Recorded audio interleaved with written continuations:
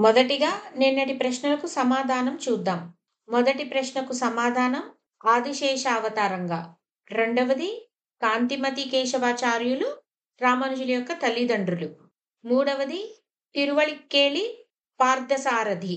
నాలుగవది పింగళి నామ సంవత్సరం, మేషరాశి, వైశాఖ మాసం, పంచమి, గురువారం, ఆర్ధ నక్షత్రం. ఐదవ ప్రశ్నకు సమాధానం 7వ ఏట. ఇక కాంచీపురానికి తూర్పు దిక్కులో పురుషమంగళం అనే అగ్రహారం ఉంది.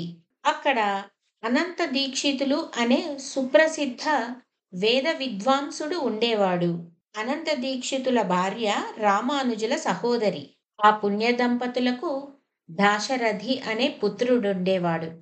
పితృపాదాలను దాశరథి దాసుడు సేవిస్తున్నాడు. రామానుజుల సేవకు వెళతా, నన్ను పంపరు అని వారి తల్లిదండ్రుల దగ్గర ఆశీర్వాదం కోరగా వారు ఆయుష్మాన్ భవ అని దీవించి వారు రామానుజుల వద్దకు వెళ్ళి సేవ చేసుకొనటానికి ఆజ్ఞ ఇస్తారు. ఇక దాశరథి రామానుజులు సన్యాసాశ్రమం స్వీకరించాక వారి సేవకే అంకితమైతాడు. రామానుజుల వారి వద్ద సకల శాస్త్రాలు అభ్యసించాడు. దాశరథితో పాటు ఎందరో జిజ్ఞాసువులు రామానుజులను ఆశ్రయించి సేవించేవారు. రామానుజుల వారు కాంచీపూర్ణులతో ఇలా అంటున్నారు: కాంచీపూర్ణార్య, ఆచార్య యామునమునులు చేయించిన ప్రతిజ్ఞలు త్వరలో నెరవేరాలి కదా. బ్రహ్మసూత్రాలకి భాష్యం రాయటం అంటే చాలా కృషి అవసరం అంటున్నారు. కాంచీపూర్ణులు ఇలా అంటున్నారు: ఉత్తమ ప్రతిభ, మంచి హృదయం కలిగిన జ్ఞానులు తోడుండటం కూడా అవసరమే.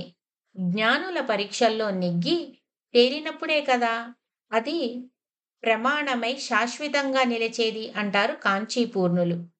అలాంటి సహృదయులను ఆచార్యులే అనుగ్రహించాలి అంటారు రామానుజుల వారు.